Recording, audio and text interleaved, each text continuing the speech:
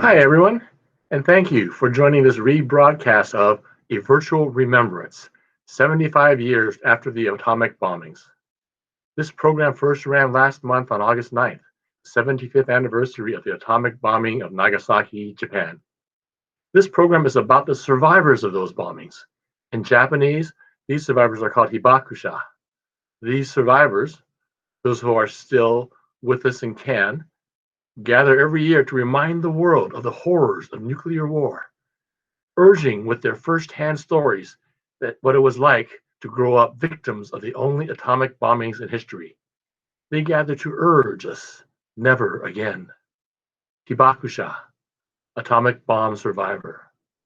Atomic bomb survivor. I'm Alan Matsui, and my mom, Fumiko Kimura Matsui, was a hibakusha.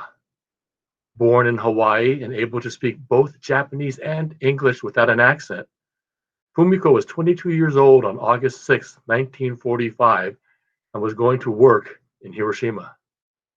My mom rarely spoke of her experience as a hibakusha. Thanks to this program, I now know why. You will hear moving stories today from three living, surviving hibakusha about the social stigma associated with being a hibakusha. My mom didn't talk about it much, but I do remember a little bit about what she went through. After the bombing, she lay on the dirt in a schoolyard for days until her father found her. She remembered wondering why people with no visible physical injuries were dying around her. She remembered the doctors and they were talking about it, feeling helpless. She remembered being scared. My mother told me that she felt guilty about her mother dying young. Maybe, maybe it was because she got exposed to too much radiation while she was taking care of my mother. Survivor's guilt. She never said it aloud, but I believe that she worried and wondered if my brother Eddie, who passed away at only the age of 21 from a brain tumor, coincidentally, and many young people in Japan were struck down with at that time, that his brain tumor may have been her fault. The stigma of being an atomic bomb survivor, never knowing what the bomb really did to her inside. Survivor's guilt. Also, I'm honored and happy to be here as a director of the Nichi Bei Foundation, the sponsor and driver of this important event.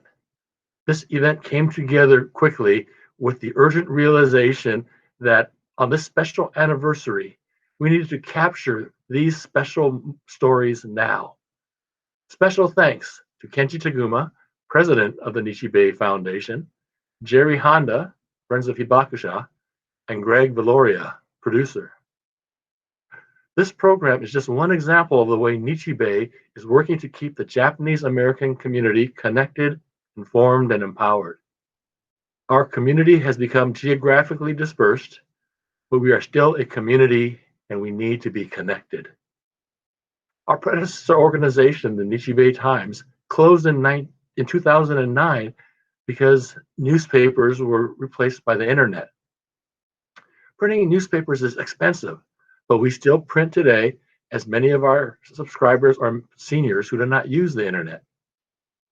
Nichi Bei is here today serving our seniors and bringing programs like this one only through the generous contributions of supporters like you.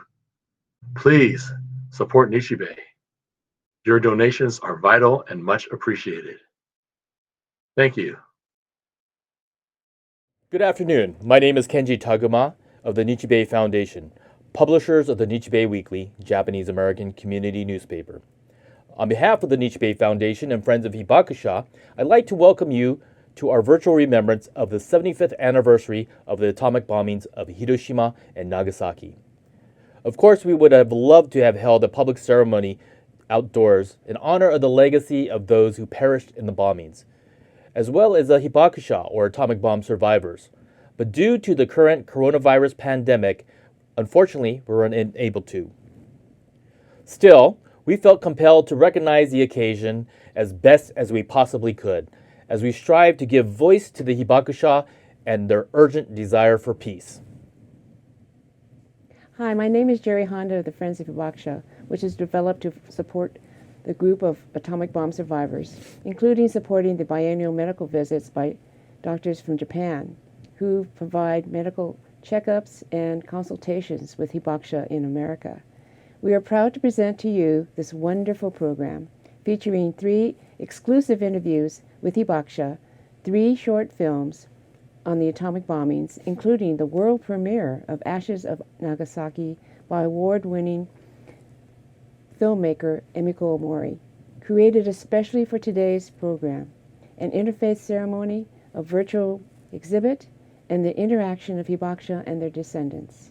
You will also have an opportunity to participate in the Litany for Water offering from the comfort of your own home, a moving ceremony that closes today's program. This amazingly collaborative program was put together in just over 2 weeks, but we feel that we have a deeply meaningful program to honor the hibakusha, many of whom may be witnessing their last major milestone, commemoration of the bombings. We are not here to debate the use of the bombs, as the war brought out the evil in all corners of the world, whether it be the Jewish Holocaust at the hands of Nazi Germany or the military atrocities of the Imperial Japan. This is not the space for such debate. Rather, we wanted to offer a solemn occasion to reflect upon the dangers of nuclear devastation and the urgent need for peace in these turbulent times. The world has not witnessed a nuclear attack in 75 years, largely due to the collective voice of the hibakusha. But what will happen once they're all gone? This is what makes today's program all the more important, to educate ourselves by listening to those with the moral authority to let the world know firsthand about the dangers of nuclear holocaust. We'd like to start today's program with an interfaith ceremony to remember the victims of the atomic bombings, led by the Japanese American Religious Federation of San Francisco. We will start with an opening prayer by Reverend Deborah Lowe Skinner of Christ Episcopal Church, Seiko Kai, followed by Reverend Joanne Tolosa and Reverend Alan Matsui of the Konko Church of San Francisco, Reverend Grace Suzuki of Christ United Presbyterian Church, and Reverend Ronald Kobata of the Buddhist Church of San Francisco. This ceremony was recorded on Wednesday, August 5th, to coincide with the exact time of detonation of the atomic bomb of Hiroshima at 4:15 p.m. Pacific Time, 8:15 a.m. August 6th in Japan. At that time, Reverend Kobata hit a gong to mark 75 seconds of silent meditation in honor of the victims of the bombing. Please feel free to offer your own prayer or thoughts for peace in whatever way you feel comfortable.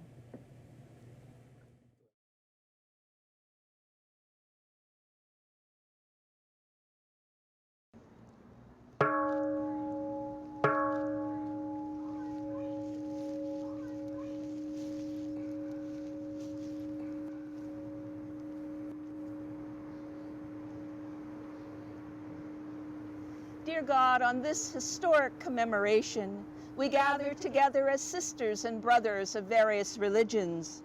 We together pray for those we love but see no longer. We pray for the hundreds of thousands who we do not know, all of whom died in the atomic bombings on August the 6th and 9th in 1945 in Hiroshima and Nagasaki. We also pray for all those who suffered and died in the aftermath from radiation poisoning, from physical and mental trauma, and from all other collateral injuries. We pray, dear God, that your almighty power continue to bring healing, peace, wisdom, reconciliation, and resolve, that all forms of warfare and inhumanity committed of man against man may cease once and for all. In the death and resurrection of your Son, Jesus Christ, you, O God, showed us that life is precious and has the possibility of ever being renewed and transformed, even out of the ashes and after the cataclysmic tragedy and loss. Gracious God, surround us and all who mourn this day with your continuing compassion and grace. Shore up our hope and resolve to be and to do better, to sow peace and understanding, and to help heal the suffering and injustices in this world with abounding love for you and for our neighbors of all races, religions, and creeds, from one end of the earth to the other, in your name and to your glory. Amen.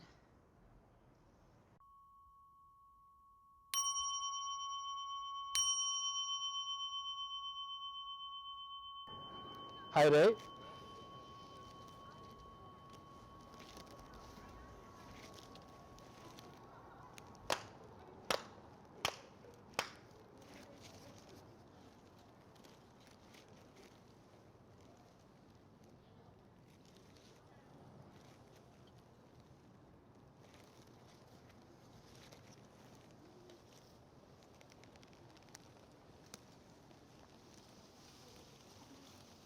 Please bow your heads.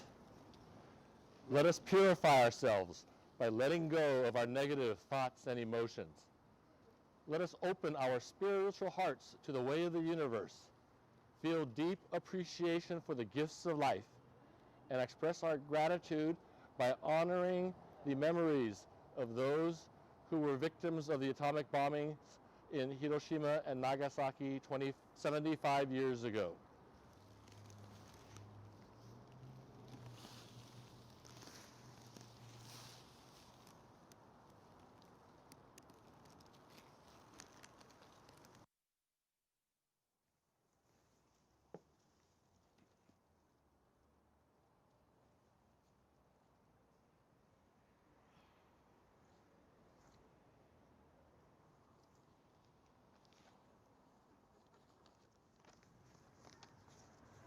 Let us bow our heads in prayer. Dear Divine Parent of the universe, we deeply thank you for your unconditional love and infinite blessings, which allows us to sustain our precious gift of life. This afternoon, we of the Japanese American Religious Federation of San Francisco are deeply humbled and grateful to gather here today at San Francisco, Japantown's beloved and symbolic Peace Plaza to offer our hearts and officiate this special ceremony, to pray for lives devastatingly lost, and to urge for peace throughout the world. May we acknowledge the preciousness of our own and all others' lives. May we help one another and live in harmony. May we change our hearts to reflect your love in all we do. May peace begin in our own hearts. May our actions form a peaceful world where each is respected and fulfilled. May we all live with our hearts one with you, Divine Parent Kami. Dear ancestral spirits, we are here to fondly remember you, express our love, apology, and sincere prayers for your eternal peace and happiness. The hundreds of thousands of you who have gone before us, losing your lives 75 years ago and thereafter, resulting from this country, our country, the United States, atomic bombings of Hiroshima and Nagasaki in August of 1945 and its horrific after effects. At this remembrance service, we include 3 Hiroshima survivors from our Konko Church of San Francisco who have since transitioned to their eternal spiritual form, Reverend Mrs. Fumiko Matsui, wife of 3rd Head Minister Reverend Fumio Matsui, and dear mother of Reverend Alan Matsui and his 4 siblings. And devout believers from the Okubo family, dear sisters Kei Yoshioka and May Hartman. Dearest Mitama ancestral spirits born out of the Hiroshima Nagasaki atomic bombings and after effects, you were given the gift of life in this vast and endless universe, and tragically it ended abruptly in 1945 for the majority of you. You will be remembered eternally, your lives retold from generation to generation, hopefully as the first and last civilian populations in the world to experience firsthand nuclear weapons of mass destruction. We revere you as the ancestral spirits of our homes, our own divine spirits. We beseech you, stand by us, receive the favor of divine parent Kami, and help us to fulfill our urgent task for peace to resound throughout the world, for your countless generations of descendants to come and all people. We deeply and wholeheartedly pray for your eternal peace and happiness. May you be at ease knowing that our founder Konko Daijin taught us, whether in our physical or spiritual form, the universe is our eternal home. Please continue to protect us, guide us, and enrich us, that we may never lose the way of faith and hand it down to all generations, especially as we continue to navigate close to 5 months of sheltering in place during this COVID-19 pandemic and social unrest for true equality. Please accept our humble interfaith prayers and rituals today. Dear ancestral spirits resulting from the Hiroshima and Nagasaki atomic bombings, we deeply, deeply thank you for you on this day, this very moment. Hibakusha no Mitama no Kami-sama, arigatou gozaimasu. Mitama no Kami-sama, osewa ni natte orimasu. Go meifuku o inotte orimasu. As you were.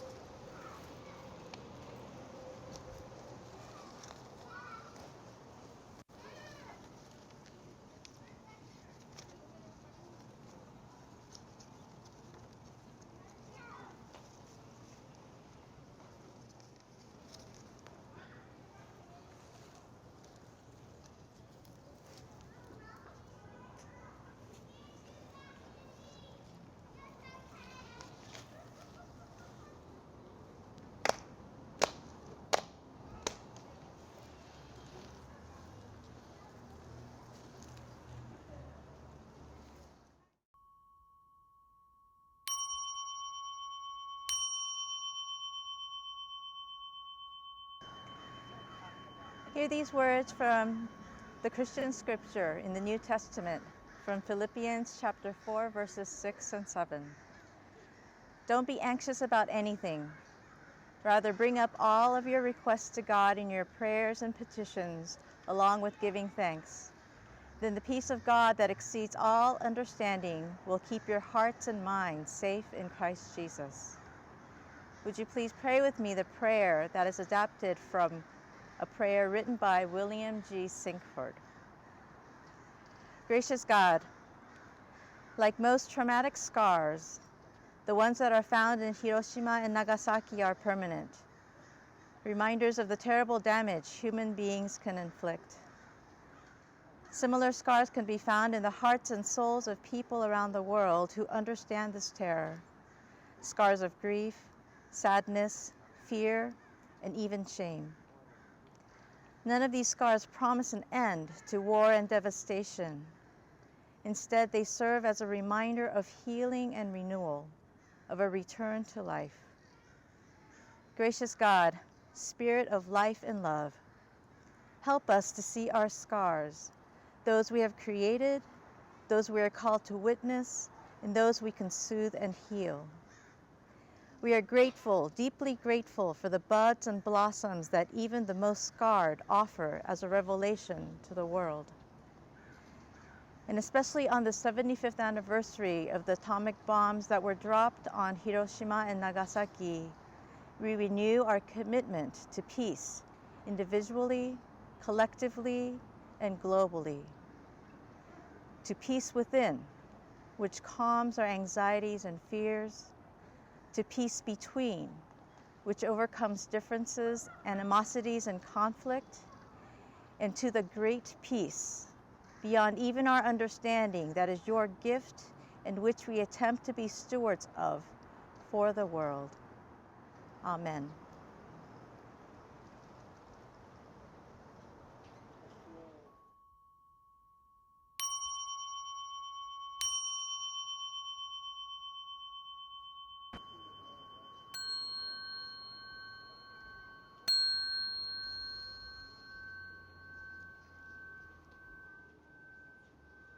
부조 미단 요라이 뉴도조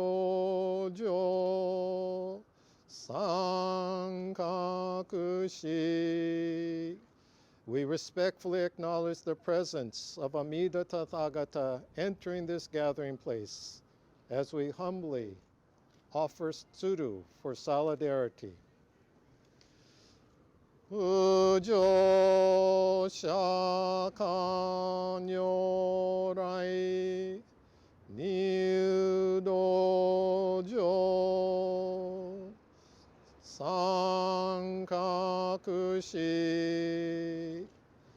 We respectfully acknowledge the presence of Shaka Tathagata entering this gathering place as we humbly offer tsuru for solidarity. Ujo jippo nyorai niudojo sankakushi. We respectfully acknowledge the presence of Tathagatas of the Universal 10 Directions entering this gathering place as we humbly offer tsuru for solidarity.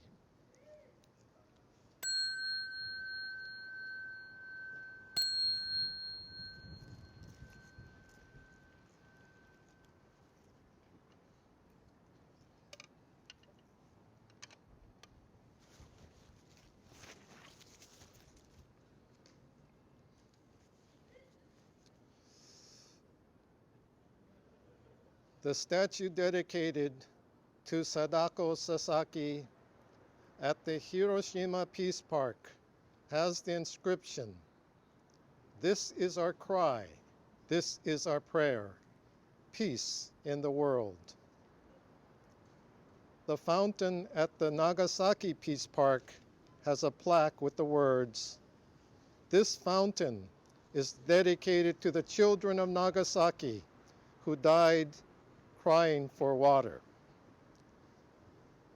75 years ago, soon after the most horrendous acts of human insanity, the use of atomic bombs over Hiroshima and Nagasaki, the United Nations was established here in San Francisco to conceivably prevent the recurrence of these events and realize a truly harmonious and cooperative world. Today, some 3 generations later, we are still waiting while anxiously seeing the consequences of the original ideals not being realized, and now compounded by environmental destruction, the COVID-19 pandemic, and persisting injustices and inequities. So, as the 1970 folk song questions, when will we ever learn?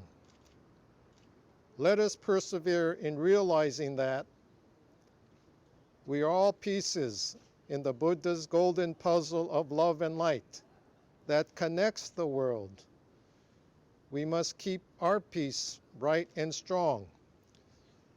We will try to be kind and honest with all beings, including ourselves. We will try to think clear and helpful thoughts, to speak clear and helpful words, and to do kind and helpful deeds, knowing that on what we do now depends not only our happiness or unhappiness, but also that of others. May every piece in the Buddha's golden puzzle of love and light become bright and strong, and may we all realize and become perfect peace, P-E-A-C-E, personally experiencing awareness, connecting everything. In gratitude, Namo Amida Butsu, Namo Amida Butsu, Namo Amida Butsu, Namo Amida Butsu, Namo Amida Butsu, Namo Amida Butsu.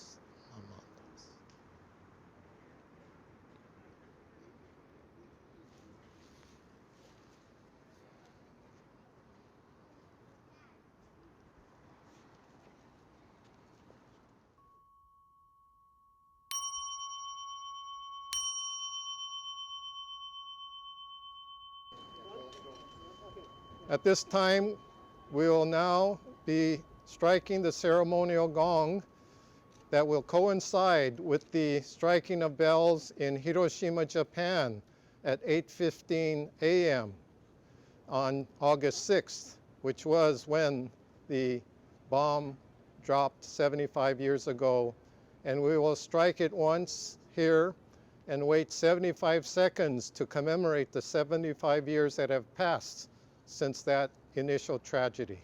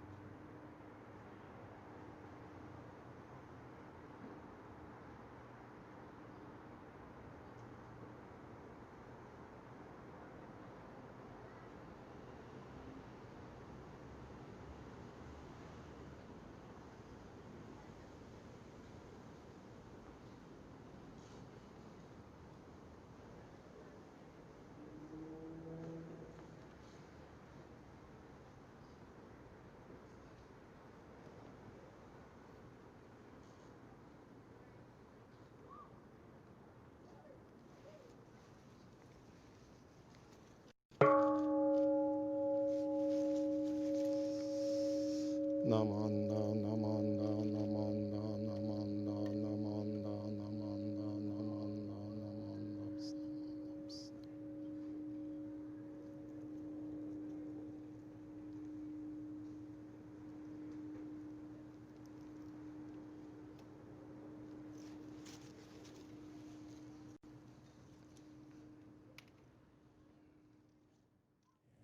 Seiko Fujimoto was only 3 years old when she was relocated from her family's home in Kuda City with her younger brother to live with relatives in Hiroshima in the early days of August 1945. Just a few days before the atomic bombing of Hiroshima changed the course of their lives. When the bomb hit, her aunt, uncle, and cousin instantly perished. And all of a sudden, she and her younger brother, only 1.5 at the time, were on their own. He eventually perished in 1948, leaving Seiko with a strong sense of survivor's guilt. Now 78, Fujimoto lives in San Francisco, Japantown, where she serves as the executive director of the Japanese Benevolent Society of California, which manages the Japanese cemetery in Colma. We now present to you an excerpt of the first of 3 exclusive interviews with hibakusha, Seiko Fujimoto.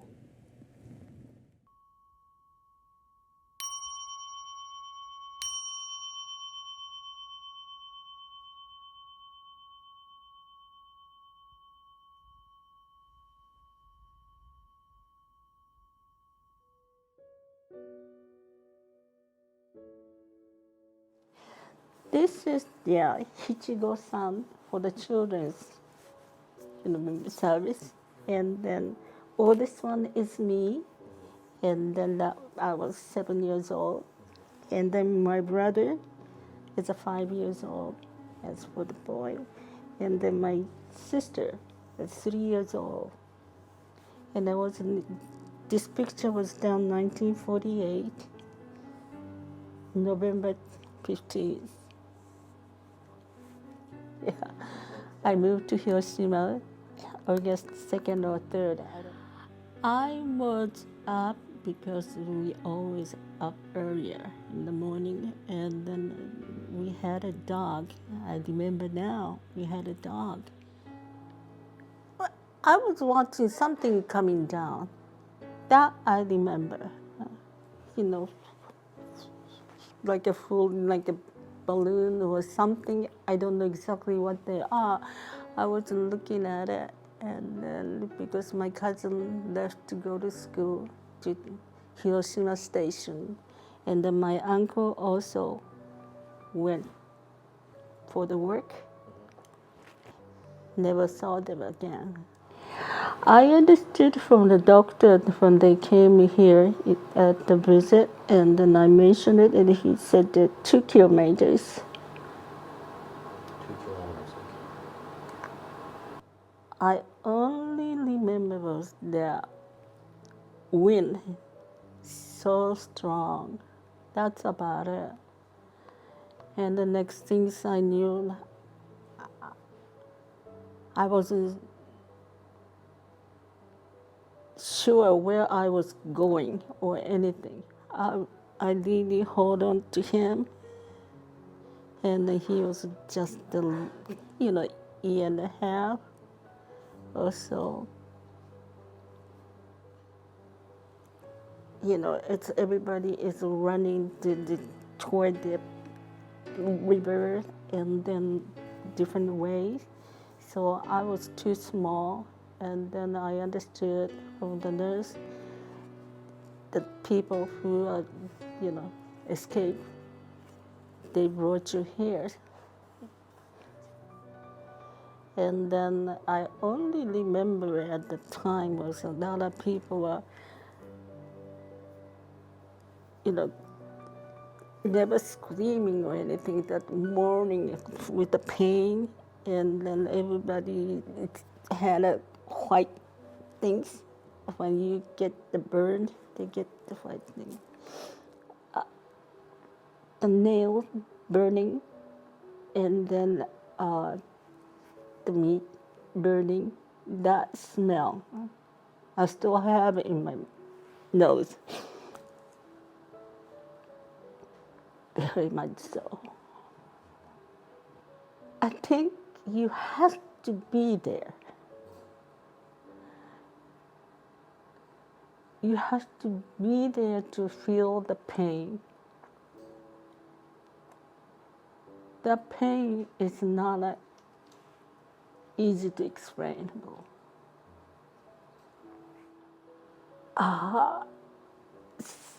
Some of them are like my brother's age, is just looks like it sleeping there, but it's dead. Later on, I found out because that I used to tell my mother that baby was very good, doesn't move much, sleep, and then their side is the mother's too. And then, because I'm too young to know what is the death anyway. So this is it. This is the original. And I was very lucky to have kept it myself. And especially my brother. After 6 months later, he died with leukemia.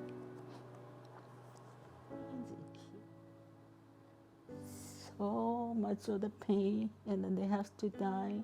And after that, like me, I arrive, and I have children, and then I enjoy with the children and the grandchildren.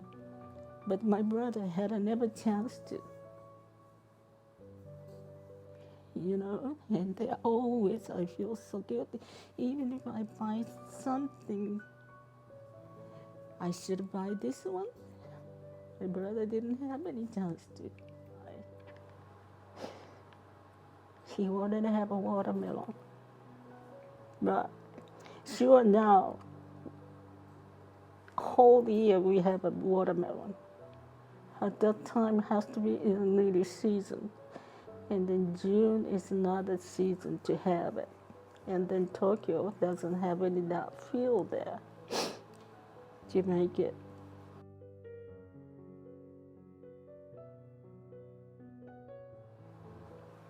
So I couldn't eat watermelon. I never touched it after my brother died. Well, before we left in Hiroshima and curated, another thing, I was told not to tell anyone where you come from. You are not allowed to say anything about Hiroshima. And we couldn't understand why, but that was the word from my parents.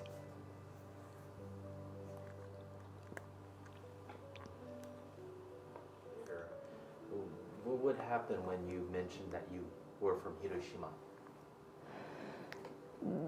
That was really the long time left. That probably I was in high school, the girls of the high school.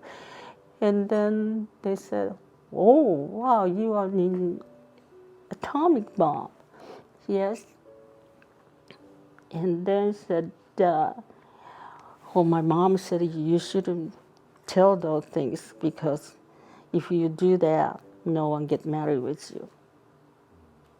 So just don't say it. And then I wasn't so sure what was the reason that no one get married with the girl from Hiroshima.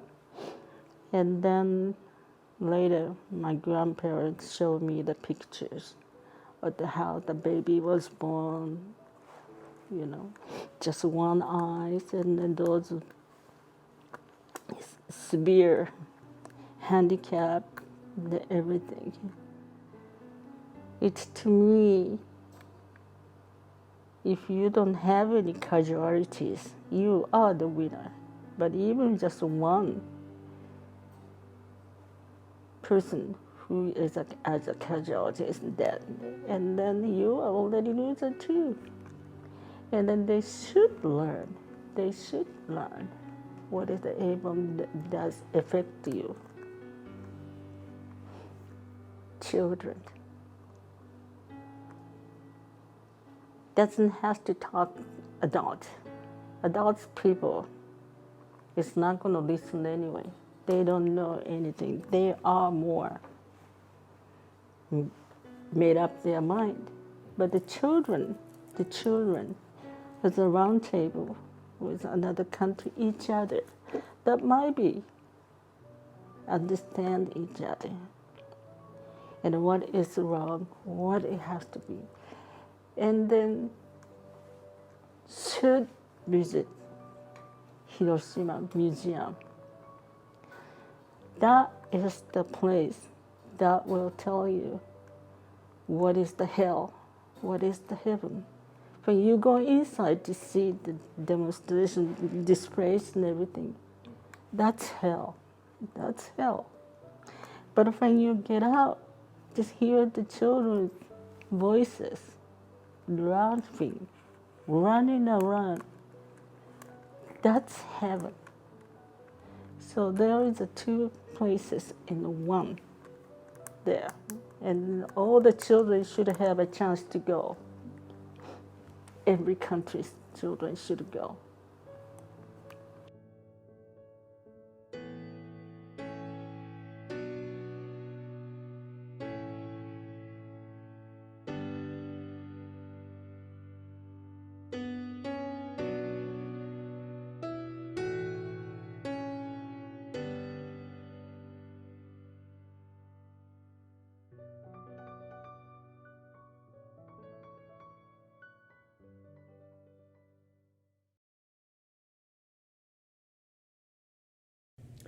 Next, we'd like to introduce a film by Bay Area filmmaker Kathy Sloan. In the 2008 film Witness to Hiroshima, Japanese citizen Kenji G, using 12 watercolors he painted in 2001, recounts his experience in Hiroshima as a 17-year-old soldier, hours after the atomic blast. Through the use of animated still photographs and Mr. Tsushiya's narrative, the film depicts the horrors Tsuchiya witnessed and the aid that he and others offered to the burned and dying victims he encountered. Out of such sorrow, the film segues into the beautiful story of how and why Mr. Tsushiya came to devote his life to preserving the life of the horseshoe crab.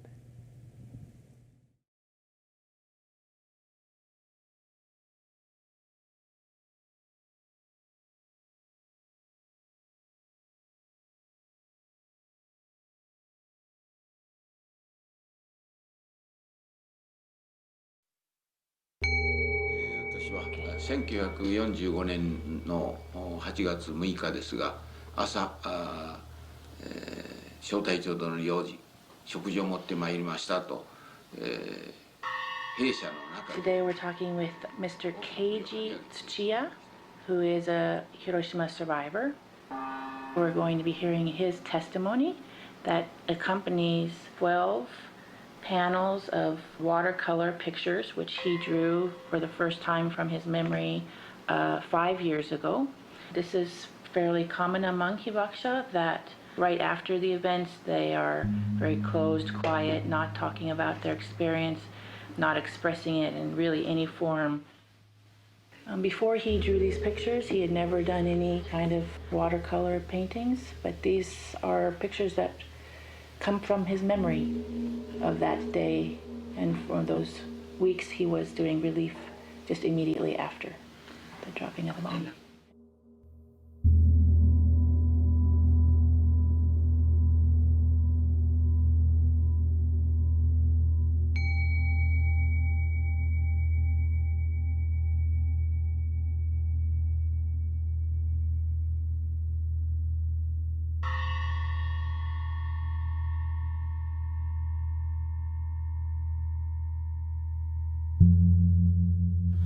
私は1945年の8月6日ですが、朝。It was 1945, August 6th, that I was away from Hiroshima, 13 kilometers.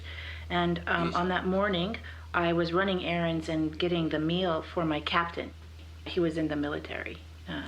And in a loud voice, I was announcing, "I've done my chores and I'm bringing you your meal." And his hands were in the air and he was handing over the tray.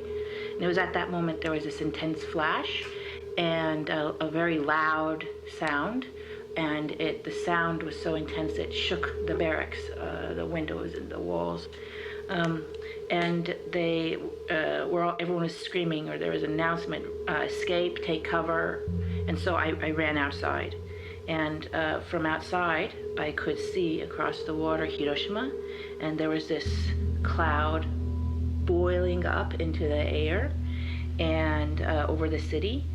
And then I remember distinctly hearing very softly, a slight cry of help. I could hear the words, "Help me, help me." And I could also hear sounds like pachi, pachi, pachi, pachi, pachi. These are all my fellow troop mates. Then my unit proceeded to have lunch, and it was an unusual lunch because we had horse meat. It was the first time I'd ever eaten horse meat. So I ate a lot of food, and then at 2 o'clock, we packed up hardtack and water. And our captain said, "We're moving out." We got onto a boat and then arrived onto the land in Hiroshima. その時はもう昼間なんですけど、暗くなって。It was right, middle of the afternoon, but it was really dark out, and first thing that came to me was the smell of burning flesh. There's so much debris on the ground that we had to make roads in order to proceed through, and I saw people walking on the street with their skin hanging down off their arms and hands, and they looked like ghosts. And these are the people with their hands in the front of them, with the skin coming down. Then when we proceeded farther in, we would see people who were trapped or pinned underneath trees and stones, and we saw that in most cases there were blood coming out of their eyes and their ears and their mouth their bodies covered with blood. So there's just rubble everywhere, and from that rubble there came many, many fires, and we would hear people screaming, "Help, help me," and we would go to those places and try to pull the people out from the fires and lie their bodies down in these open areas in long lines. I would hear them screaming, "Soldier, please give me water. Soldier, please give me water. I don't care if I die, just give me water." And sometimes I would be able to give them water, but as soon as I did, they would become cold. Their bodies would become cold and they would die. It eventually, of course, got dark, and then it was nighttime. And when we came in the morning and looked, there wasn't one person who was still alive.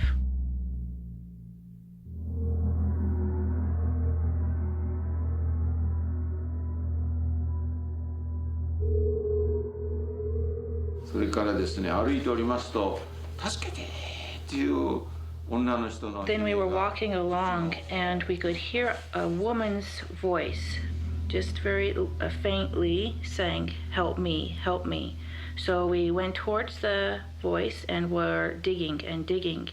And when we finally made a hole, this incredible amount of steam came up from the hole. And we looked in to see this woman, and she was steamed. She was boiled to death, and her skin was swollen and almost to burst, and we couldn't figure out how she was asking for help.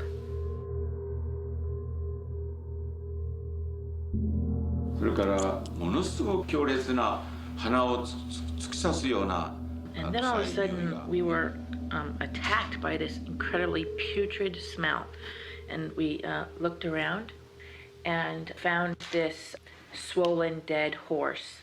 And the captain ordered us to dig a hole. And so my fellow soldiers, we would put several layers of towels around our mouth, tie them around our head, and then we would, in teams, start digging the hole. And then the captain would say, "Okay, time to change, switch groups." And then Chia-san and his team would run away as far as they could get to get some kind of breath of fresh air, pull the towels off, and just get some relief from the terrible smell. They would dig the hole, and then we put rope around the feet of the horse and then pull the horse into the hole, put the earth on it and bury it afterwards, and then there was this incredible feeling of relief afterwards. Then as I was walking along the street, I saw these 20 lines just going straight down the street, and I couldn't figure out what it was.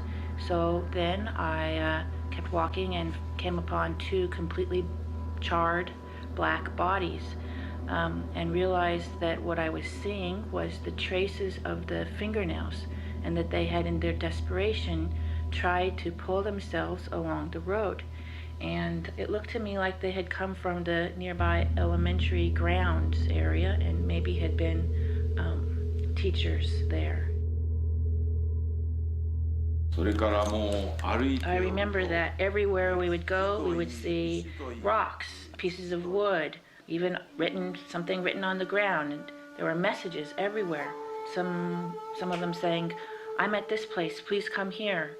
So we knew that these were messages from family members or friends looking for other family members and friends. At night, we were busy with the work of cremating the bodies of the corpses, and so we would put them on a fire, and I would see their souls go out with blue flames. So these are their souls. I also remember that we were rained on with black rain, and we would eat our hardtack and water, and we slept outside. And so it was on several occasions that I remember the black rain falling down on us as we were doing our work. In the Ota River, there were lots of bodies, and that's because in the blast or the flash, it was extremely hot and people just jumped into the river. The men were face up often, and the women would be face down. And in teams we came with stretchers, and we would carry them out from the river onto the land and put them onto bonfires, stacks of wood, and cremate them. But before we would do that, we would take off a kind of cloth identification, which they wore during the war a lot of times. They had something sewn on their clothing. So if they had that, we would take that off and record it. And then each of us would salute the cremating person, and then we would go get another person. In one day, I think we probably cremated about 60 people each day for about 1 week. いよいよ1週間が Then it was my last day before I was going to be released. I was going to be able to go back to the base, and I was just kind of walking aimlessly about when I came upon a completely burned body. And when I looked more carefully, I saw that at his feet there was a lunchbox that had rice and soybeans in it. And all of a sudden I just poured out these painful, angry tears, and I couldn't stop crying. And I looked up to the sky and I asked God, how can you let such a cruel thing happen as this?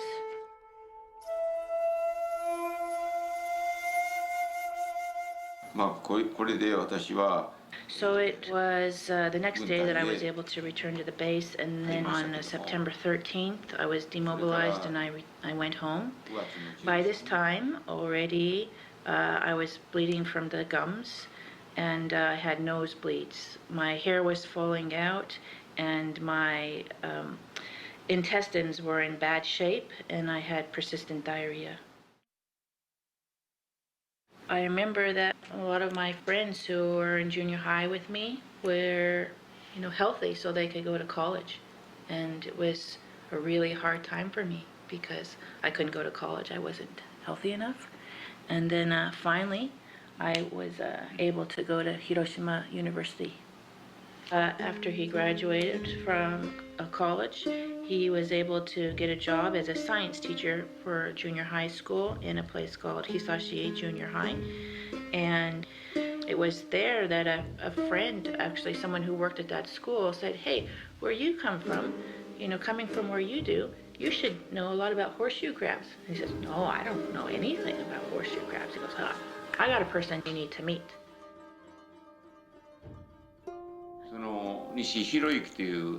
Well, the person I was introduced to was a doctor, and his name was Hiroyuki Nishi. His last name's Nishi. And he was a specialist, and I might say obsessed with horseshoe crabs. And he said to me that he was looking for someone who would follow in his footsteps and continue his research on the horseshoe crab. Right near where I lived, there's a bay called Tomioka, and in it were tens of thousands of horseshoe crabs. And then the city decided to fill in this land. Well, the horseshoe crab has to have water, and it is with the filling up of their habitat, it completely took away their water. And so they died. More than 10,000 of the tens of thousands that were living there died. When I first learned from Dr. Nishi that in the kabutogani needs water, when it needs water, it will work its hardest to try to find it. It will try to pull itself together to try to keep as much water inside liquid inside its bodies. But when it finally, too much water has dissipated, it kind of just falls open and dies. And when I heard this story, something came into my ear. Soldier, please give me water. Soldier, please give me water. A soft, faint cry that I heard over and over again in Hiroshima. The dying words of people, I think, are the same as the horseshoe crab. And at that moment, I decided that I couldn't just leave this alone. I couldn't just walk away from Dr. Nishi, and that I had to do my best to collaborate with him.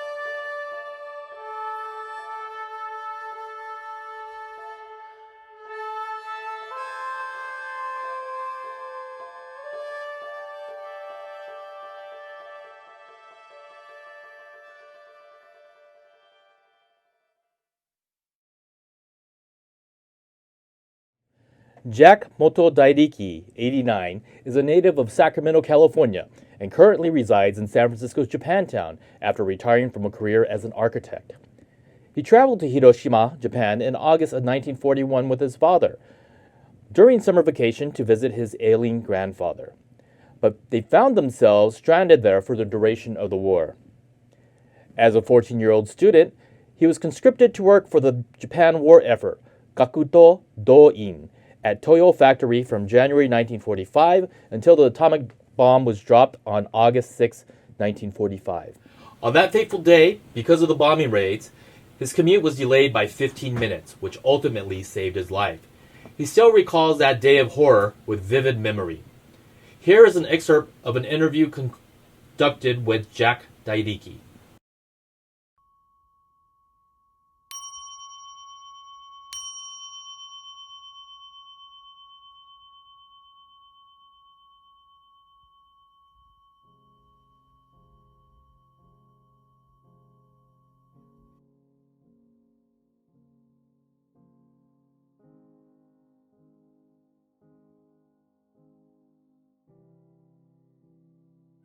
1941 spring, we received a letter from Japan. My grandfather was ill. So my father and I, my father being the firstborn, I'm being firstborn as a grandson, want to visit grandfather in case he passed away. And my father planned a summer vacation trip. We left San Francisco beginning probably first day on August 1941. So that's was a trip. And on the beginning of September, of course, we school here, a school, grammar school in Sacramento, would start. So the plan was to return to the United States before the school started. But on September of 1941, we found out there was no ship traveling from Japan to the United States. So we found out we were stranded in Japan. And that's where I ended up. So from 1941 until I returned to the United States in 1948, I was in Japan, all through during the war. So in January of 1945, I started to work as a Gakuto Doin, which was a term used with a student who were drafted out of his classroom to help for the war effort, or work for the war effort. So when we're still students, so we had to take roll call. But on the fateful morning of August the 6th, the train was delayed by bombing raid, which was a constant everyday occurrence. And the train was delayed by about 15 minutes. But this delay of the train of about 15 minutes saved my life. Because when I left the home, I told my father that we were supposed to report to the factory, but from there we were to march into Hiroshima City as a fire prevention brigade, which means turn down roads of home for fire break. And by 8:15, the area was clear, and all of a sudden we heard and saw the three bomber in the sky approaching Hiroshima. But strangely, there was no alarm going on. So we were out in the open and we were wondering, how come there's an aircraft in the air and no alarm? And now it's 3.5 miles, they were calculated, from the hypercenter of Hiroshima atomic bomb. And when that exploded 3.5 miles away from where I was, it was a blinding flash, about 10 times brighter than the sun, they say. And when center explosion, they say, with 10 million degrees centigrade. And when the bomb exploded, it was about a mile above Hiroshima City. And so at the ground zero, it was several thousand degrees centigrade. As we know, we find out that 1,500 degrees centigrade will melt a steel bar into a liquid. So whatever it was in that area, was a 2.5 mile radius, so 5 mile diameter, everything in that area was disappeared, burned, explosion with an atomic bomb. Hiroshima City was the 10th largest city in Japan. 50,000 structure, probably 100,000 was damaged right away. There were 55 hospitals in Hiroshima. Only 5 hospitals remained standing to be able to help the injured, probably the outskirts of Hiroshima City.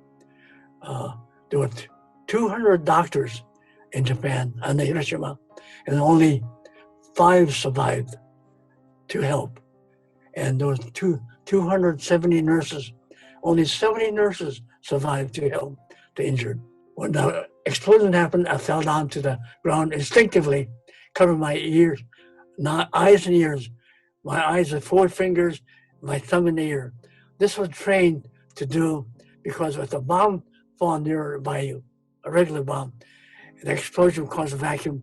It will take your eyeballs out and damage your eardrum. So this is what you do to protect yourself. And when I opened my eye, I couldn't see a thing. There was dust and smoke in the area. Then I heard a classmate running toward a bomb shelter created for us about 1,000 yards away. So I started following the footstep noise and followed them. And when I got to the bomb shelter, which was elevated elevation, I looked back into the city, and all I could see was Hiroshima City covered in smoke and fire. And in the center of it, the mushroom cloud that we're so very much familiar with, climbing up into the air, a couple of miles up into the sky. And seeing that, I escaped into the bomb shelter. And perhaps about an hour or so later, curiosity brought us back to the bomb shelter entry to look out, see what's happening. And then we noticed that the mushroom clouds to break out into a cumulus cloud, and the thunderstorm and black rain was falling someplace. And we saw a single casualty walking in front of the bomb shelter about 100 feet away. And all we could see was a young lady, her was burned off, and her arms stretched out in front, walking like a ghost. And we saw rag hanging from the arm. And we realized later it wasn't a rag, it was her clothes. It wasn't her skin hanging from her body. And we've seen that we retreated to the bomb shelter. And just imagine, why was this happening? What happened here? We have not many injured people in our bomb shelter. But about 3 o'clock, we're finding out a report from a teacher. If you live away from the city, and if you're not injured, and you could walk, you could leave the factory. So that was the first time we left the bomb shelter. And then I noticed a ghost train coming out of Hiroshima toward our way. So I ran and hopped onto it, and all the windows of the train were blown out. The side that faced the bomb was blistered, the paint was peeled. And when I looked inside, all the chairs in the train was scattered by the blast, and people were asking for help, first aid, water, but I had nothing to offer them. So I decided I'll walk home, and started to walk the 10-mile distance home. And my first question was, where's Father? He said, he went to look for you first thing in the morning. I never saw him. So, investigating the house, nothing was damaged, but all the doors was on the floor. It's mostly 90% sliding doors. So we were able to use the house intact. And after dinner, Father came home at 9 p.m. and he told us what happened to him. He went to the factory to inquire about the students, and the factory was just a chaos. People running around in a circle, and he couldn't get any answer. So he assumed I went marching into the city with the class. So he went to the bridge to cross into the city, but the MPs stopped them. Nobody to enter because people were escaping from the city. Fire was burning, and Hiroshima City will burn about 3 weeks. So he said, walking through the city, it was like walking through hell. And the river, there were 7 rivers in the city, and most river was covered, 99% covered with dead bodies floating on the river. Because people tried to escape the fire and the heat, jumped into the river and drowned. And that's what he reported when he came home. But one thing we noticed that my aunt was missing. She left at 7:30 train early enough to get to her working spot. Third day, miraculously, they came across a young lady of a 19-year-old. And when they called her name, she didn't really answer, but she just groaned. And looking at, she looked like my aunt. So they brought her home. It was fortunate it was my aunt. And they tried to take her for a burn, but there's no doctor or hospital available. So what my grandmother did was make baked potato, make it the mashed potato, use the mashed potato as a bandage and cover the burned area. 50% of my aunt's body was burned. So to this day, she's 96, 95, 96 now in the States. So I try to get back to the United States as soon as possible. But it took me 3 years to get any approval to travel back to the United States. Weapon used. We had no idea, of course, about atomic bomb and the radiation effect. And we were trying to educate the world about this. It's a poisonous bomb, and it linger in your body to remaining for 100 years. People who live downwind from the atomic bomb get affected. Even if there are no injuries to them, if you get doused by the black rain that came out of the cumulus cloud, a thunder cloud above Hiroshima, if you get doused by it, a week later, they start to bleed from the gum, nosebleed, and the hair start to fall out. And this is a radiation effect, and die about a couple of weeks later. They pass away. We know about record and try to tell the people. And the survivor, they won't, the women especially, they will not expose themselves someday they saying they're hibakusha or the victim of the radiation because nobody will marry them. Their offspring, if they have offspring, will be affected by the radiation, and it might be a deformed body, or there's no baby will be born by the effect of the radiation. And this is the thing that we tend to learn from the bomb. Of course,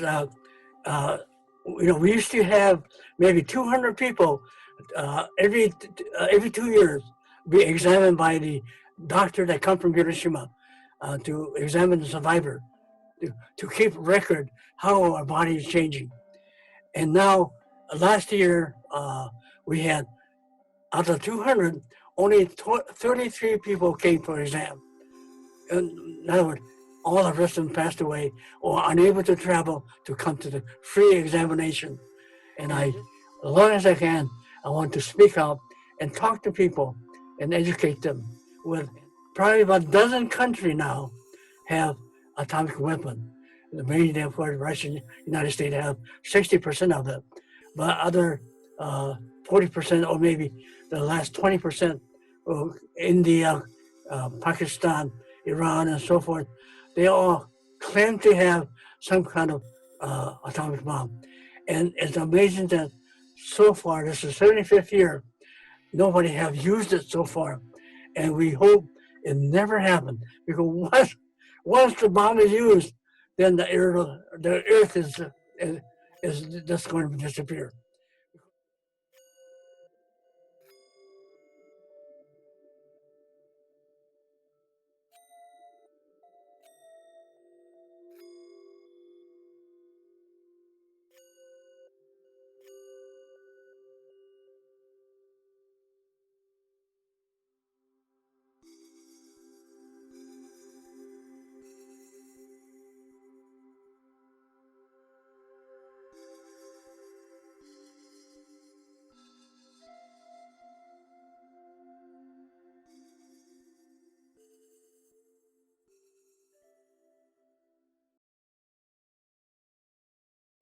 Takashi Tanimori, The World I Want to Live In, explores the 40-year struggle of Takashi Tanimori, a Hiroshima bombing survivor and Baptist priest, to forgive Americans for the atomic bombing that flattened Hiroshima and killed tens of thousands of people, including 6 members of his family.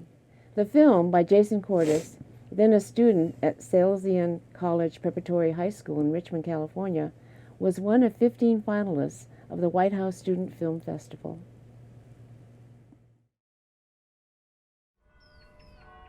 I was returning to Hiroshima 1 year after the bombing. I remember the end of 1945, I was told Hiroshima will not see the new life for the next 75 years. I went to the river right behind the station.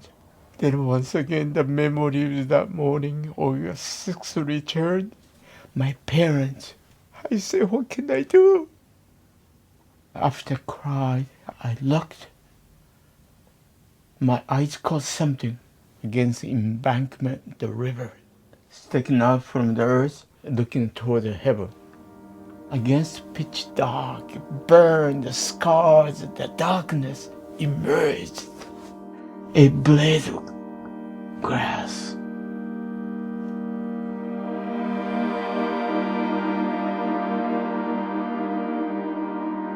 Yeah, many of us in such a hopeless situation. If you say the peace can ever be established, I have something to say to you. This is the simplest way to make the world safer, peaceful place. Learn to live for the benefits of others first. Then we all benefit. That's what my daddy said. I came to America to avenge my father's death, but took 40 long years of my struggles. Then I found revenge gets revenge, anger gets anger. I think peace can establish. You could have peace start in your own heart. What kind of world I want to live in? Yes, the world without nuclear weapons, world without violence. We could create a world without those things if the human heart, individual, desires, how can I live for the benefit for you? I met the blade of grass in a hopeless environment. When you look around, in the midst of the sufferings going on, and that blade of grass emerges in your heart, that changes, that makes the world, that kind of world you want to live in.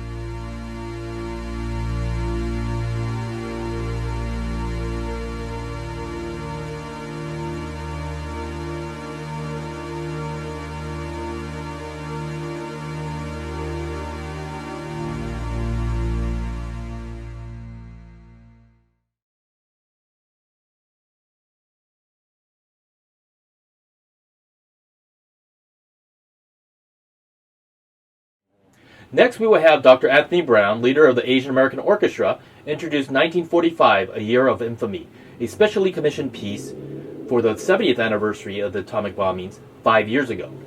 His introduction will run immediately into No More Hiroshimas and Nagasakis, a virtual exhibit produced by Max Nihei of the National Japanese American Historical Society, featuring images from the 40th anniversary of the bombings in San Francisco in 1985, by noted community photographer Isao Tanaka, and related artwork by local artist Lillian Wong. Greetings, everyone. I am Anthony Brown, the director of Japantown's Grammy-nominated Asian American Orchestra. In 1984, I went to Japan to visit family in Tokyo. During that trip, I made a pilgrimage to Hiroshima to visit the memorial and museum. I can and will never forget that experience. In 1994, I was commissioned by the Asian Heritage Council to compose a collaborative work with San Jose Taiko to commemorate the 50th anniversary of the atomic bombings of Hiroshima and Nagasaki. The extended piece entitled Never Again, or Mo Shimasen, was programmed with Latent August, the National Japanese American Historical Society's commemorative events and exhibition at the Fort Mason Art Center, and for its premiere performance on August 9th at the 1995 Neomachi Street Fair. In 2015, the Asian American Orchestra with gospel chorus Voices of a Dream premiered 1945, A Year of Infamy, to commemorate the 70th anniversary of the atomic bombings. 1945 premiered at the 42nd Annual Neomachi Street Fair and was later performed at the San Francisco Asian Art Museum. Janice Mirakatani, San Francisco's second poet laureate, read her commemorative poem, August 6th, to open our performance on August 6th, 2015 at the Asian Art Museum.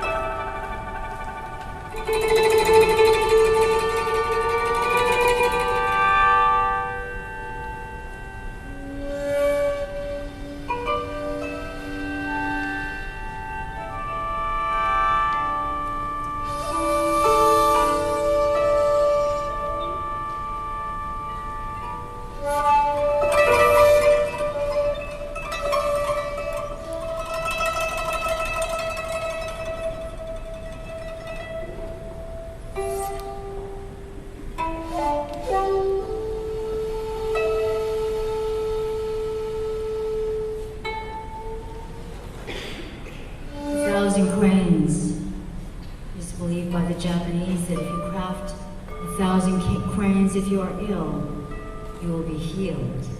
And this is in memory of Sadako Sasaki, who attempted to create 1,000 cranes because she suffered from the consequences of the atomic bomb. I learned that she had to make these cranes in Hiroshima from paper that was not available, from Band-Aid packages and hospital supplies. And the cranes became so small, they were no bigger than my fingernail. And she had to make them with needles. But she was so courageous and so determined to live. She has become the symbol of all the children who were killed during the bombing of Hiroshima. August 6th. Yesterday, 1,000 cranes were flying. Hiroshima, your children still dying. And they said it saved many lives. The great white heat that shook flesh from bone, melted bone to dust.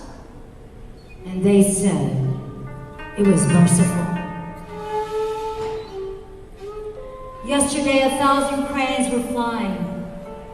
Obachan, my grandmother, offered omame to her radiant Buddha, incense smoking miniature mushrooms, her lips moving in prayer for a sister they found tattooed to the ground, a fleshless shadow on Hiroshima soil. And they said, Nagasaki. Yesterday, a woman bore a child with fingers growing from her neck, shoulder empty. And they said, the arms race. Today, 1,000 cranes are flying, and inexpensive waiting rooms of Hiroshima, California, are blood counts sucked by the White Death. And they said it might happen again. Tonight, while everyone sleeps memoryless, the night wind flutters like 1,000 wings. How many ears will hear the whisper, Hiroshima, from a child's armless shoulder, puckered like a kiss?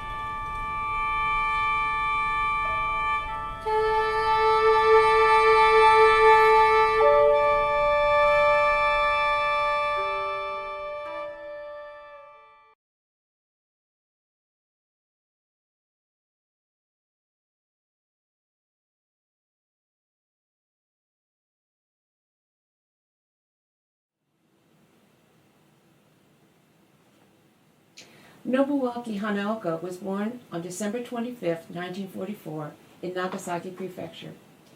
When the bomb was dropped on Nagasaki, he was 8 months old.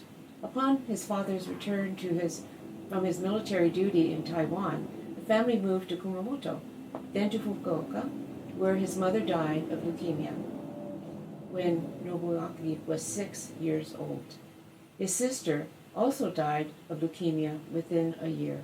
After graduating from the Kanto Gakuin University Graduate School of Theology in Yokohama, he traveled to the U.S. He graduated from the Colgate Rochester Divinity School, Crozer Theological Seminary in Rochester, New York, and also attended the Graduate Theological Union in Berkeley, California. He served United Methodist churches in Alameda, San Francisco, Sacramento, and Berkeley, and retired from active ministry in 2007. He has authored the book On the Back of a Buffalo and Eucharist. He is now 75 and resides in Daly City, California. Here is the last of our 3 interviews with hibakusha, Reverend Nobuaki Hanaoka, a survivor of the Nagasaki bombing.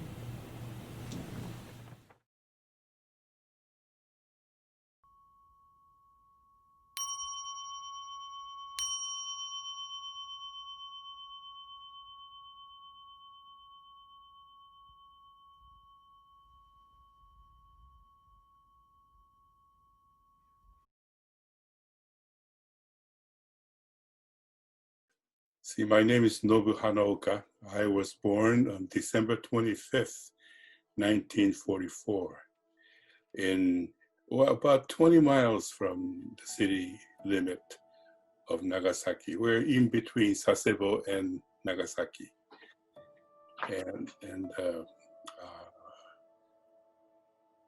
So in a way, we are downwinders.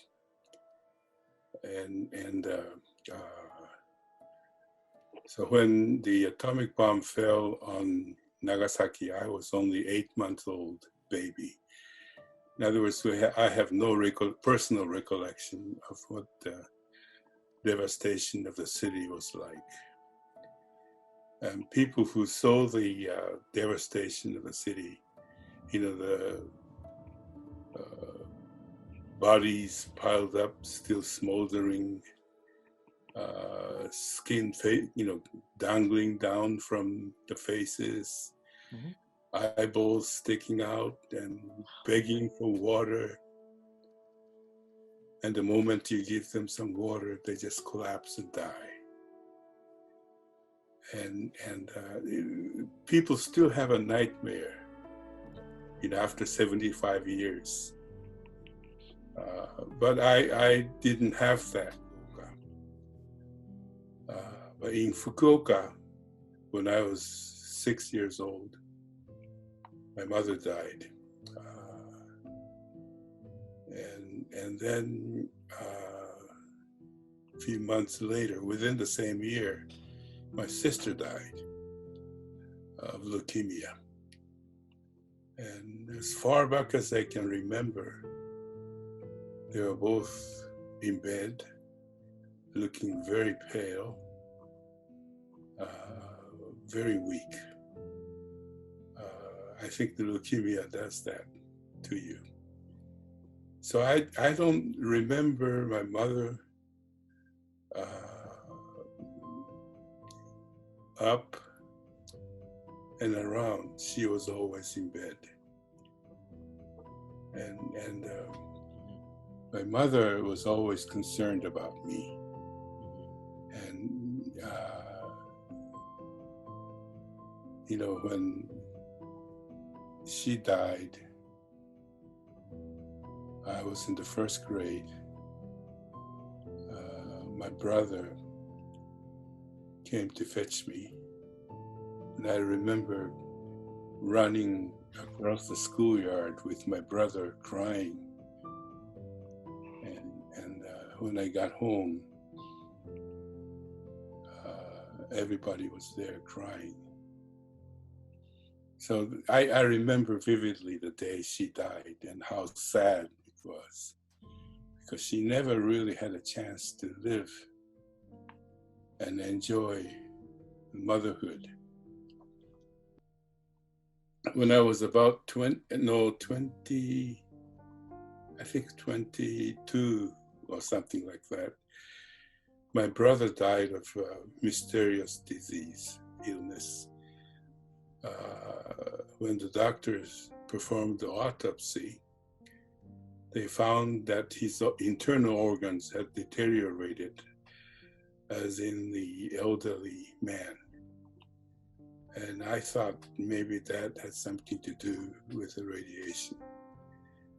And I asked the doctor if that was the case, and he said he wasn't sure.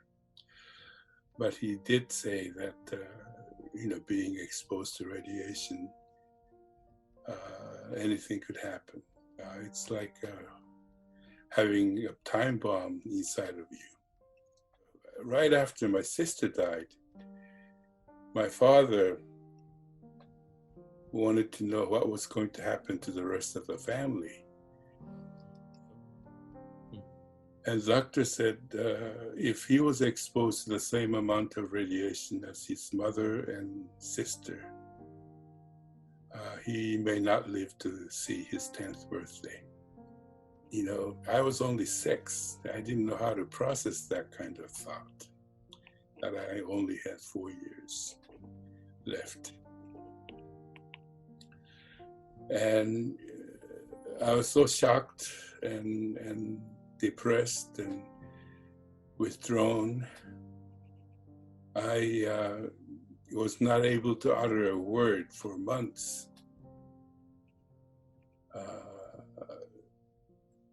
And then my 10th birthday came and went without an incident. In a way, I was relieved, but at the same time, the feelings of guilt why did such good people like my mother and my sister have to die, and I, good for nothing, I'm still alive. And I was almost always apologizing for being alive. And later on, when I began to associate with hibakushas, I learned that it was quite common, to have that kind of feelings. It's called the survivor's guilt. And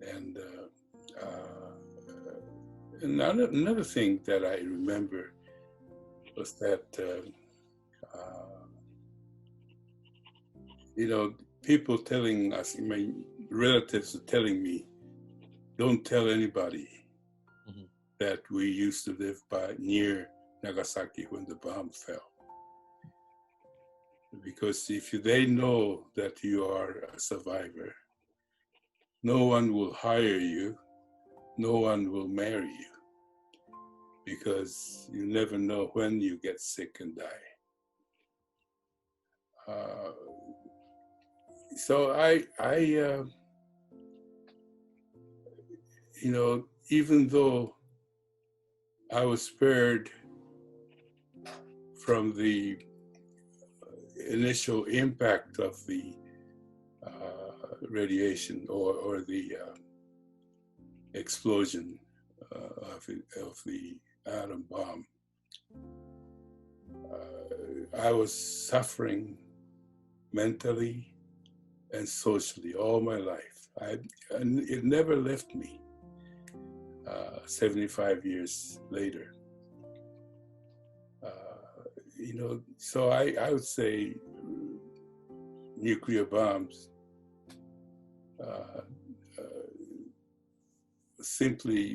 don't simply kill you, but make you suffer all life.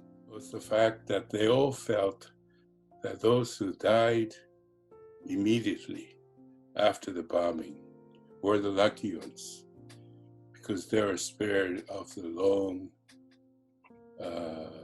sufferings, pains, and nightmares, and so forth. And every time I catch a cold or something, I always felt that this is the end of my line and ready to go.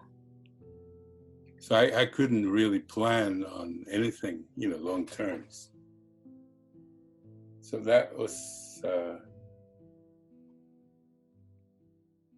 personality that was created by the atomic bomb. So Friends of Hibakusha was basically a support system for the hibakushas, so that they could talk about their experiences without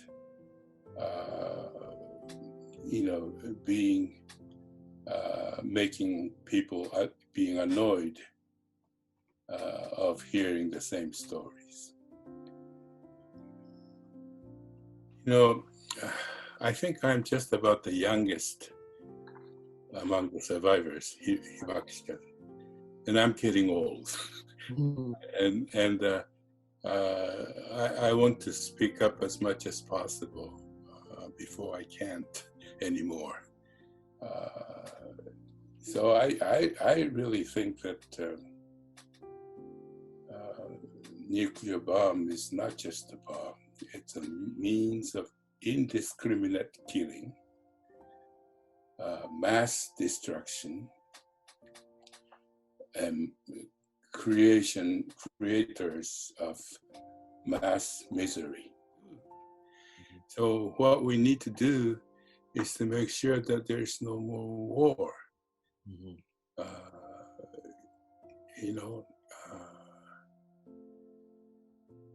We must do everything to keep peace. So, the whole thing is, we have returned to the Cold War era,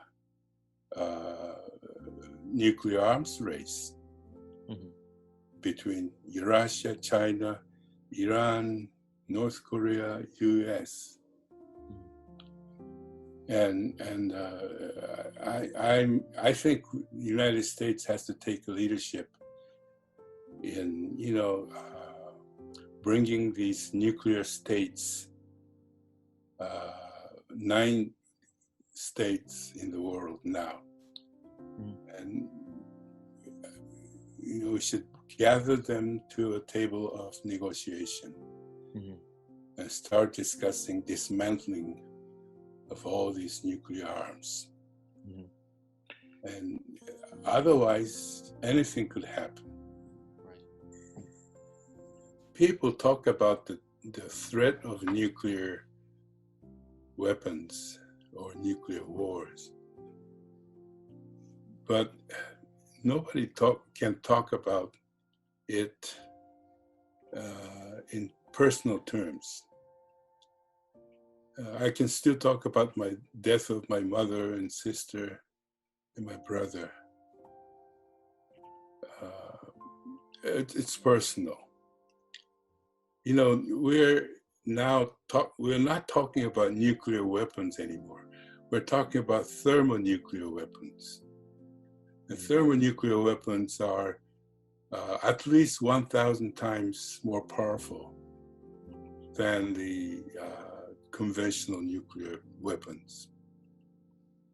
And it's getting more and more powerful, destructive.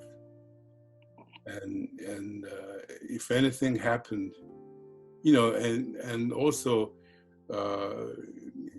Hiroshima and Nagasaki bombs were only 15 kilotons or 20 kilotons. We're now talking about 2 megatons, 3 megatons. That means 3 million tons of TNT. And it'll, if those are dropped in Japan now, the whole archipelago will disappear. And it's not something to laugh about. It is madness that we don't give up these weapons. So I think we need to just start, keep talking about how crazy it is that we can't let go of these killing machines.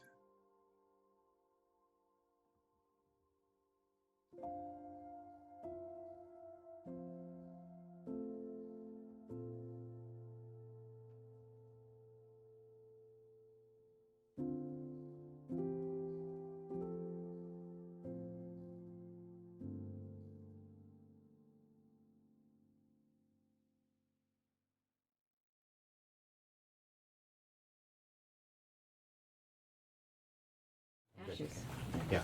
Good. Next, we have a very special treat, the world premiere of Ashes of Nagasaki by acclaimed Bay Area filmmaker Emiko Omori, winner of the Sundance Documentary Cinematography Award and National Emmy for Rabbit in the Moon.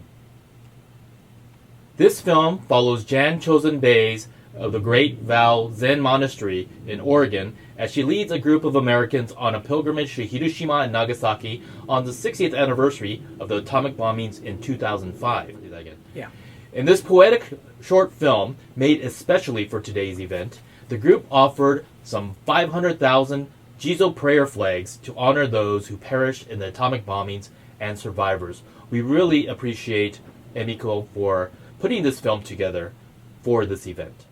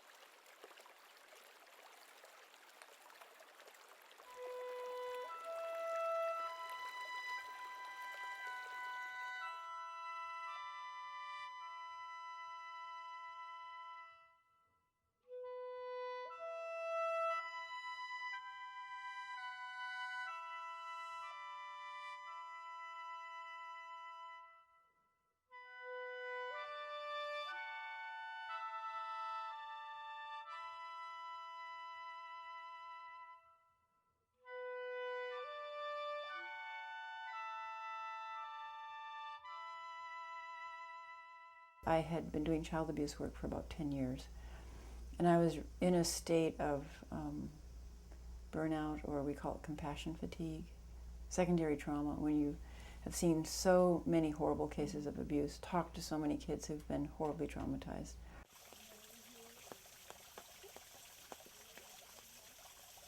It was a bad year, and we lost 30 kids from child abuse. And most of those babies I had seen before they died. And I talked to their families, and I talked to the nurses who are very traumatized taking care of them. So there was just this huge well of human suffering in here that I accumulated over those 10 years. And I went to this Jizo ceremony to remember those 30 children in particular from that one year. But then as I was sitting in this ceremony, and it's done in silence, and you sow a remembrance token for the children who've died. And what I did was I made a little cape, and I took some eucalyptus leaves, and I sewed them into 30 of them, for the 30 children, into a little old-fashioned raincoat. In Japan, they wear raincoats made of straw or leaves. I put that on the Jizo in the garden.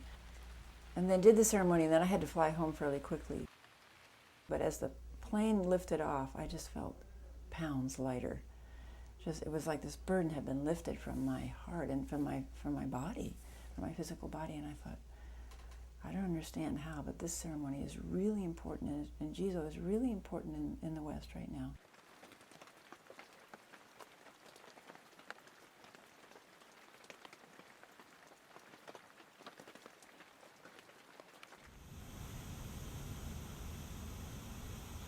I visited the peace museums in Hiroshima and Nagasaki.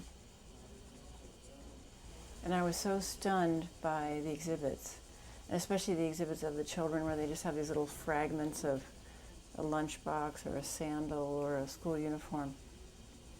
And I hadn't realized before that there were so many children killed. They had mobilized them to the center of the city to clear fire lanes.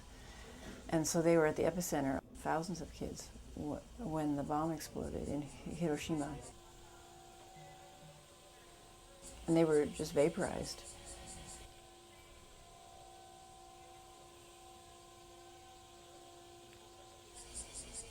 So that's when I decided, well, maybe we could make a Jizo for everybody who died. But then I came home and I looked it up on the internet, and it was 270,000 in the first year. It's an estimate, they don't really know, combined in Nagasaki and Hiroshima. So just about that time, Kaz came to the monastery to do a calligraphy retreat. Chosen told me about her ideas of bringing Jizo images to Japan. And I said I would be happy to help her.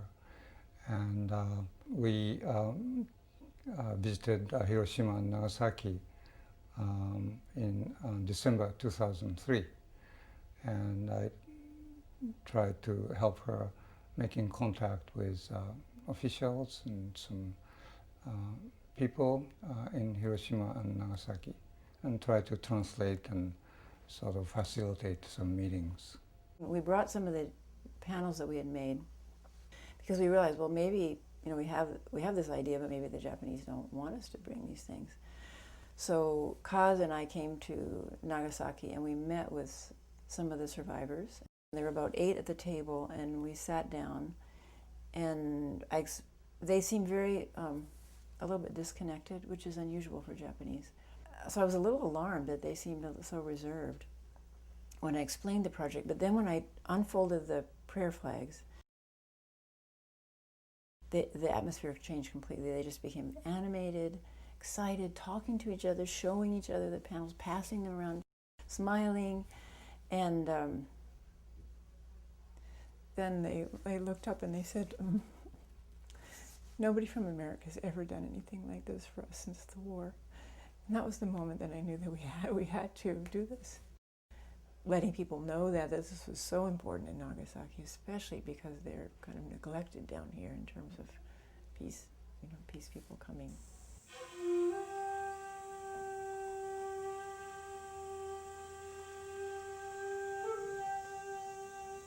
We had a Jizo retreat, and it happened to coincide with the beginning of the Iraq War. Just as the retreat began, the war was turning from uncertain to certain. So the people who came to the Jizo retreat were very distressed. So I thought, well, let's try this out. Let's see if we can make these Jizo panels on cloth and see what happens. It turned out to be fortuitously wonderful because the hands-on practice of tracing these Jizos or drawing the Jizos, people actually made handmade stamps and stamped the Jizos. And with each one, you remember this is somebody who died in Hiroshima and Nagasaki. Or each one you draw, you remember that. And then when you lift up, when you finish, then you send a prayer for peace in the world. And when you do that hour after hour, and you're chanting the Jizo mantra too, it was very, very, very settling. So I thought, okay, this works. One woman took it to 5 prisons in the Midwest. And so she had prisoners making them, including people who were in solitary confinement. 2 men had to draw in handcuffs. So they were in feet shackles, waist shackles, handcuffs, but still they drew 2 panels. And when those panels came to us, I also realized how many Asian people were in prison in America. Vietnamese names, Cambodian names.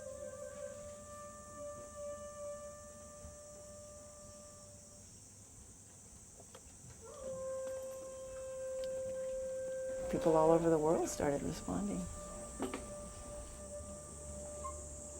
At the beginning, we thought this is going to be hard to get 270,000, but we ended up with almost 500,000.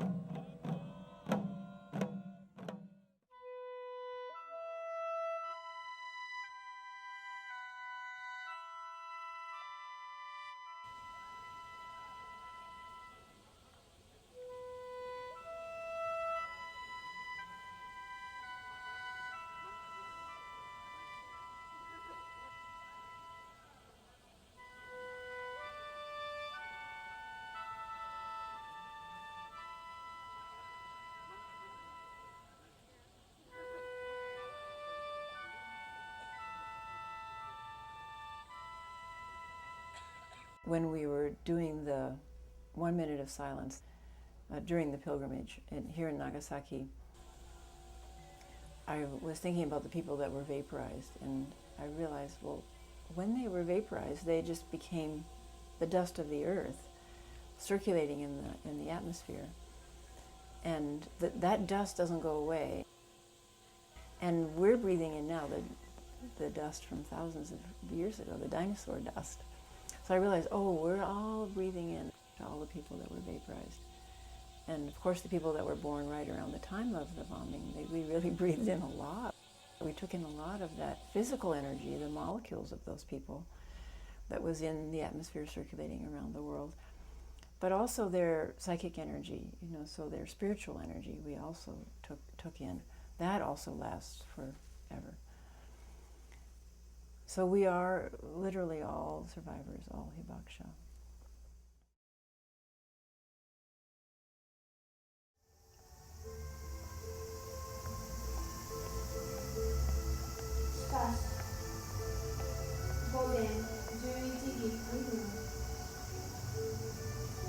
Nagasaki の上空500メートルで原子核弾が炸裂し、尊い命と笑顔を奪っていったのです。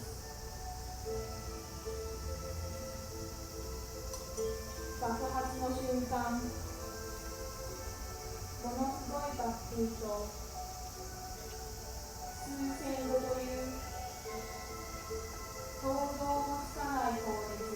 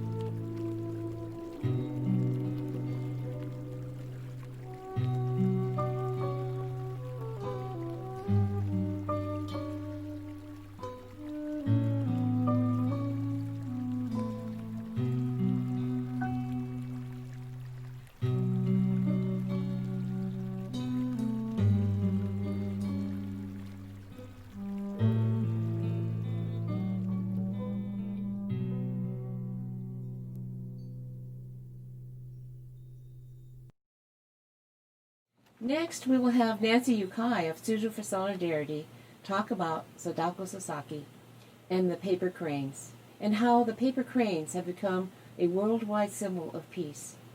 She will also be followed by the reading of Sadako's peace statue inscription by Takeno, Kota, and Yuta Suzuki in Sendai, Japan, the daughter and grandchildren of San Francisco-based hibakusha Seiko Fujimoto, whose interview we presented earlier today.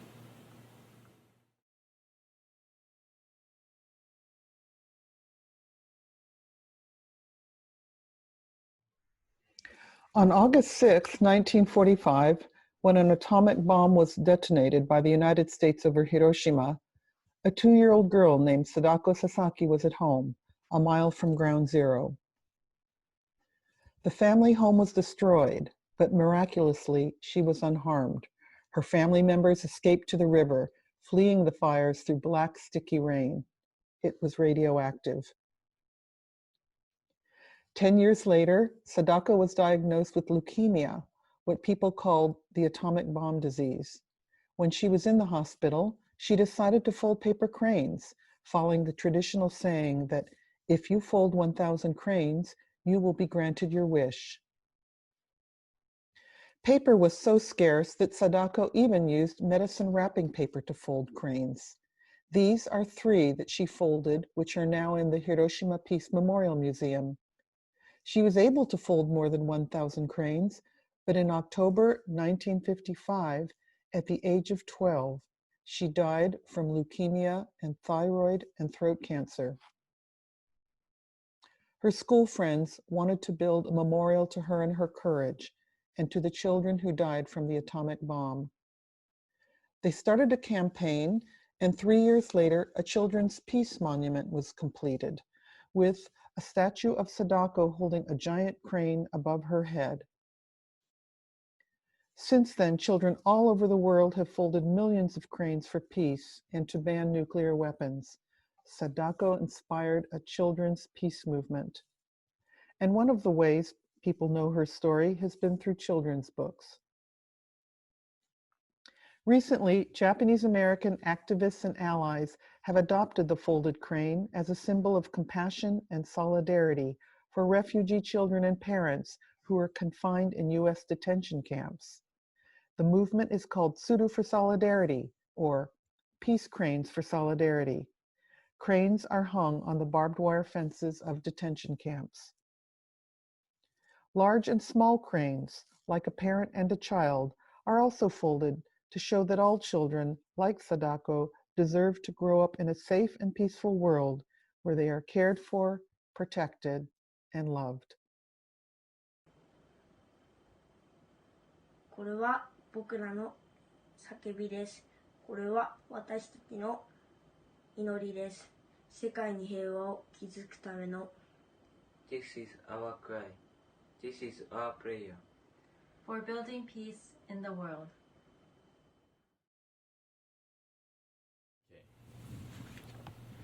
And now, as we come closer to the close of our virtual remembrance today, we will have a reading of an excerpt of the joint Interfaith Statement on the 75th anniversary of the atomic bombings of Hiroshima and Nagasaki. To do this, we call upon faith leader Reverend Michael Yoshi, who recently retired from the Buena Vista United Methodist Church in Alameda, as well as Mariko Lindsay, a hibakusha from Hiroshima, and descendants of hibakusha, including Lincoln Joe, Suzanne, Michi, and Sachi Yoshi. Lincoln is participating in honor of his grandmother, hibakusha Reverend Fumiko Matsui of Konko Church of San Francisco, while Suzanne, Michi, and Sachi are participating in honor of their mother and grandmother, hibakusha Michiko Tatsuguchi. This will be followed by closing remarks by Reverend Yoshi.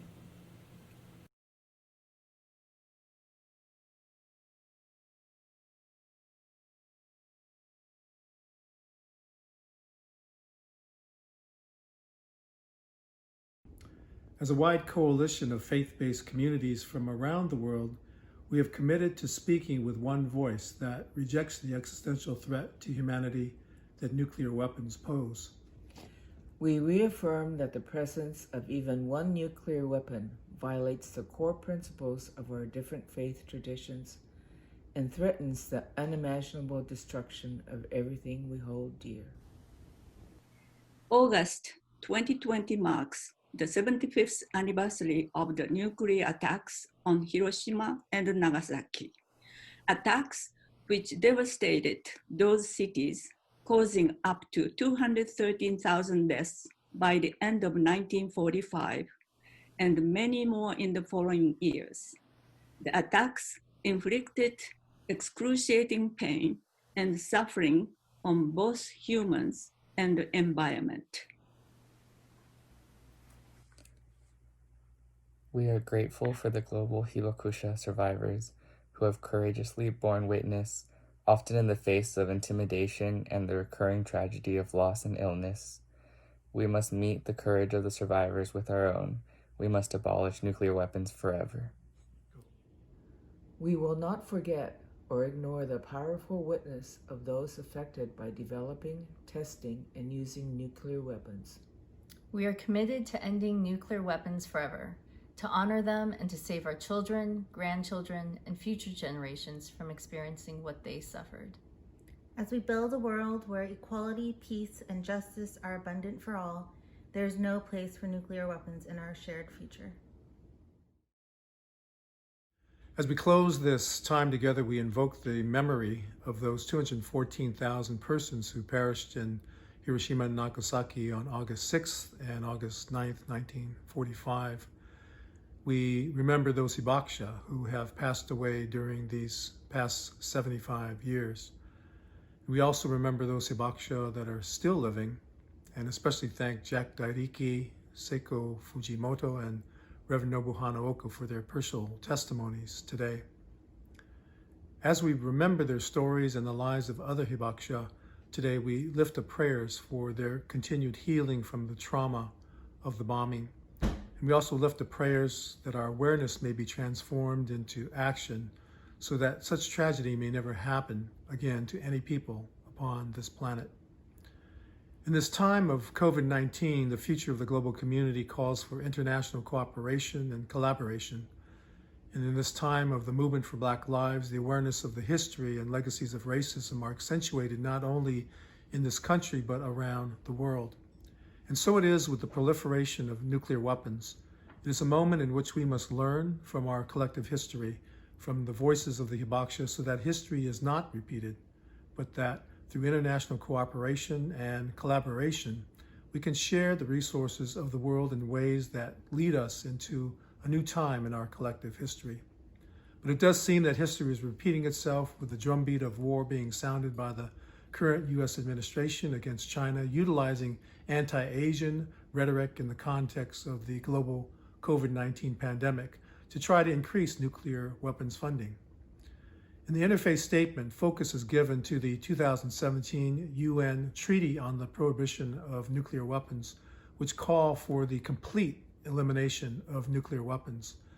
We encourage faith communities and others to sign on to the statement and to educate grassroots on the proposed treaty while staying vigilant during this critical election season. May the voice of the hibakusha be fully heard and understood now and forever.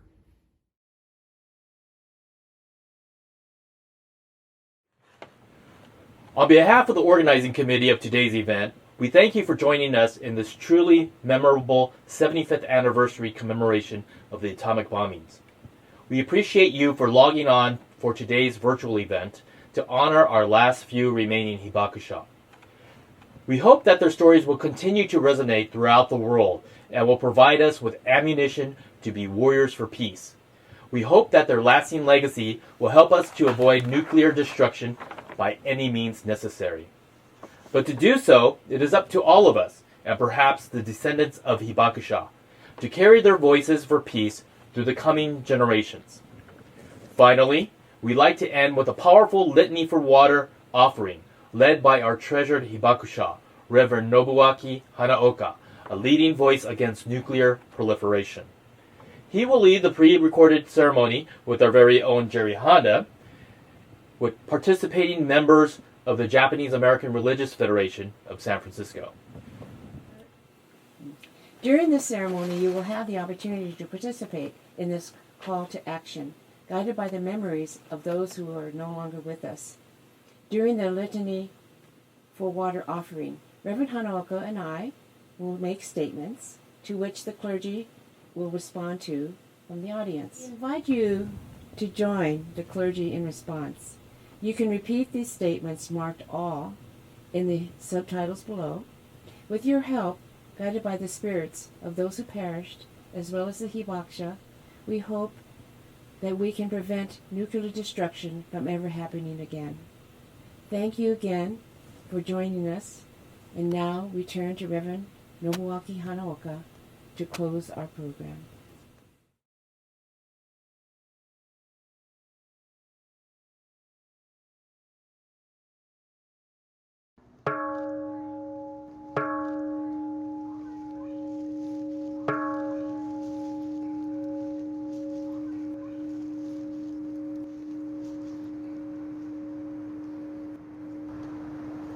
8:15 in the morning of August 6th, 75 years ago, the first atomic bomb was detonated in the sky above the city of Hiroshima.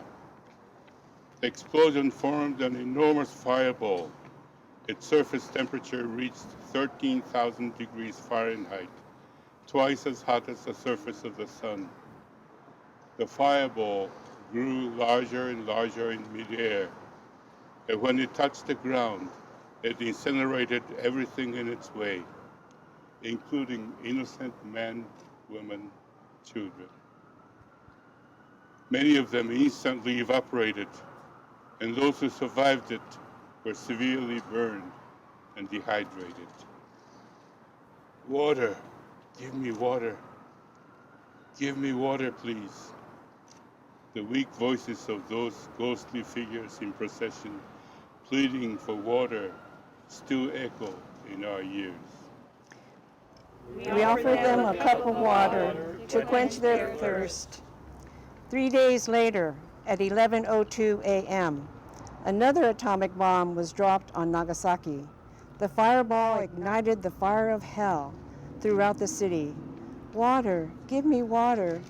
Please give me some water. I am burning, pleaded the faint voices of the ghostly figures. How can we forget their voices? We offer them a cup of water to ease their pains. Repose in peace, for we shall never allow such evil again. Repose in peace, for we shall never allow this evil ever again. The pleas for a peaceful and nuclear-free world by those who suffered unspeakable pains and griefs in Hiroshima and Nagasaki shall never be silenced. Let us offer them a cup of water to quench their thirst for peace. As we pour water to the altar, let us renew our commitment never to allow such sufferings and destruction as we have seen in Hiroshima and Nagasaki to be repeated anywhere on the face of the earth. No more Hiroshimas, no more Nagasaki's. We commit all our spiritual resources to leave our posterity a peaceful and nuclear-free world. No more Hiroshimas, no more Nagasaki's. As we pour water on the altar, let us pray for the world of peace, justice, compassion, courage, and hope. Let us keep hoping and working until such weapons of mass destruction is eradicated from the face of the earth. We shall always be a people of peace, justice, compassion, courage, and hope. No more wars, no more nuclear weapons. Now we invite the clergy representatives of congregations of various faith traditions to pour water on this statue.